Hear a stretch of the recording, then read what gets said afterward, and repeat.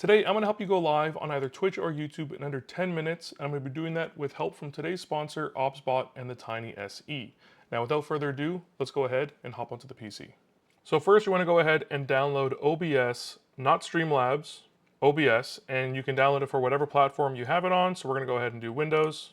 Once you download that and get it installed, you can go ahead and launch it, and you should be welcomed with an auto configuration wizard. Now, if the wizard does not pop up for you on your first launch, no problem. Go ahead and press Tools up here and then Auto Configuration Wizard, and you'll be greeted here.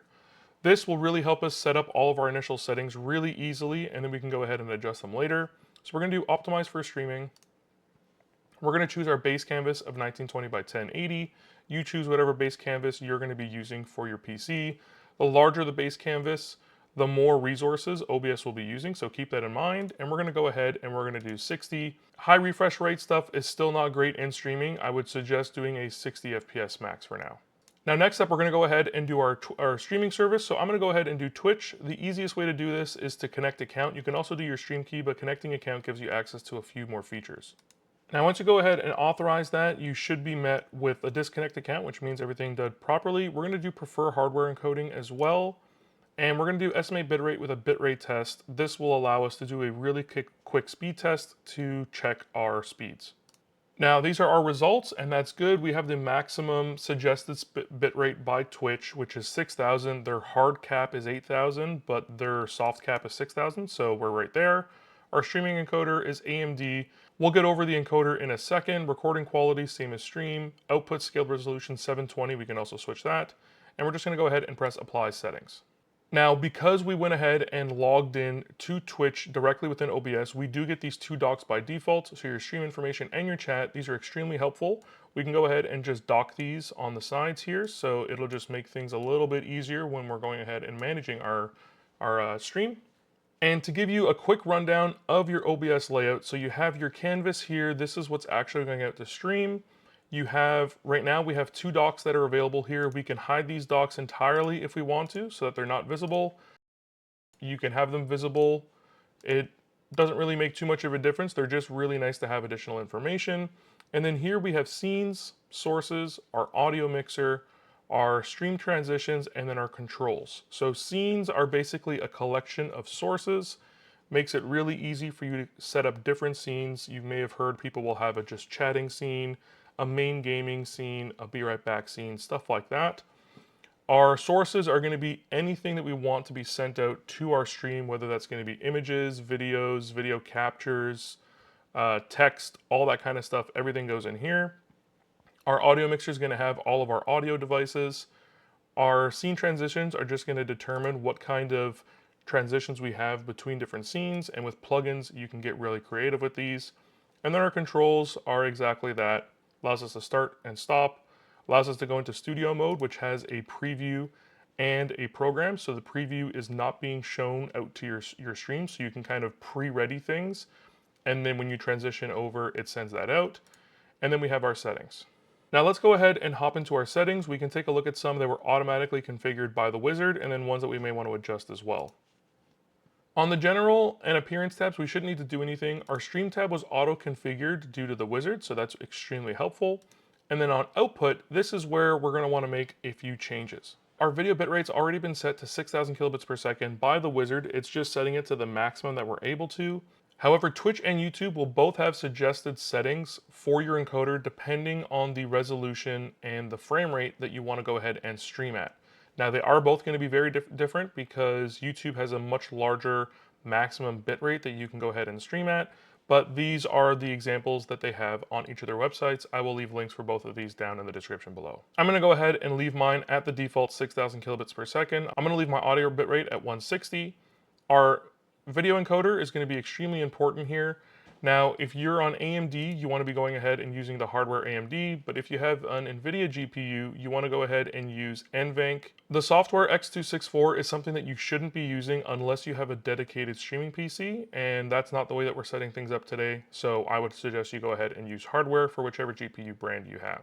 Now we're going to go ahead and hop into our audio settings. So specifically, we want to look at our global audio devices, and I highly suggest you change these off default because Windows does change the default device quite often and without you really realizing it.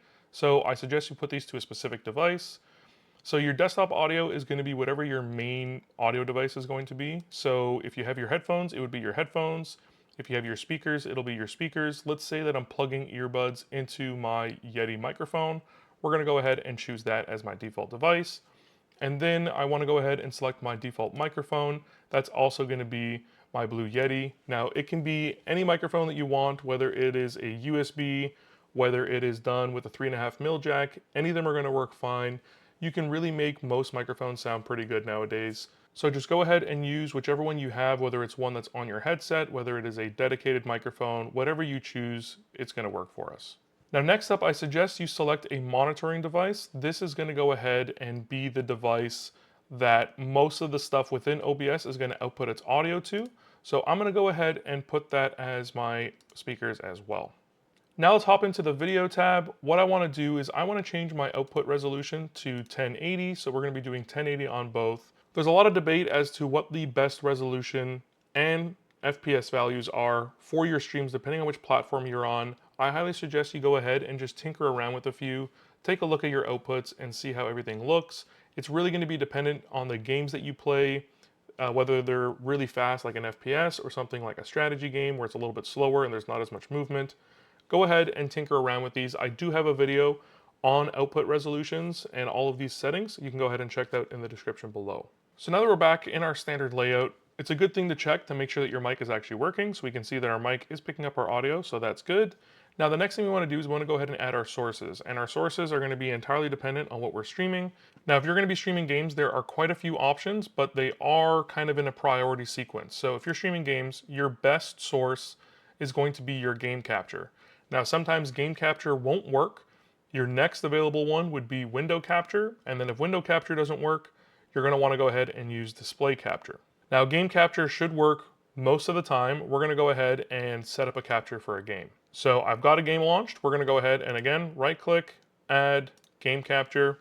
We're going to call this one Bolitro, and we're going to go ahead and press OK. Now you can have it set to capture any full screen application, which is the default setting, or we can have it capture a specific window. We're going to choose specific window, and I'm going to go ahead and choose Bolitro. And there we go, it is able to capture our game, so we have no issues here. For the purpose of being a quick video, you don't actually need to change any of the other settings here, so we can press OK, and now we have our game on our canvas. So we've got our game added, and next up we can add our webcam, which for me is going to be the nice sub $100 budget option, the OBSBOT Tiny SE. So we want to go ahead and go back to our sources. We want to right click here, add video capture device. We're going to call this one webcam. And go ahead and select your webcam from the device dropdown. Ours is going to be the OBSBOT Tiny SE Stream Camera. And there you go. And here again, you shouldn't have to change anything if you don't want to, but you can change your FPS, your resolution, anything that your camera supports. We're just going to leave everything to default. And here we go. Our camera is going to be full screen because it is at the same scale and resolution as our canvas. We can go ahead and drag from the corner to make this one smaller. We can move it into a corner, and then if you hold Alt and you drag from any of the sides, top or corner, you can actually go ahead and very quickly dynamically crop. So we can go ahead and dynamically crop ourselves, and then we're good to go. Now from here, I can go ahead and just make myself a little bigger if I want to, make myself smaller, anything like that. We've got our webcam set up, and from here, we're ready to stream. And if you're streaming on YouTube, you'll have to do one more step. You have to click Manage Broadcast, and then you can either set up a new broadcast within this window or select an existing broadcast that you made within YouTube Studio. Go ahead and select it, select Broadcast. And then of course, our final step is to go ahead and press Start Streaming. Now the next few steps are completely optional, but if we want to, we can go ahead and get some overlays and set up alerts to add some character to our stream. We can use Twitch's built-in alerts that you can get from the stream dashboard. We can use stream elements. We can get some free overlays and alerts from Nerd or Die or Own.tv. And there's many other options out there as well. I'll leave links in the description below for a few options for you. And thanks again to OBSBOT for helping out with this video. You can check out their new Tiny SE on the official store or Amazon.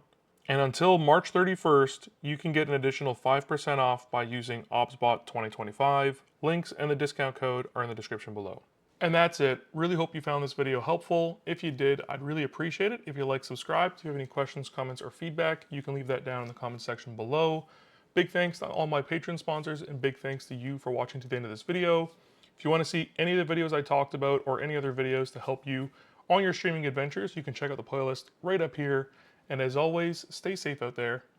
I'll see you next time.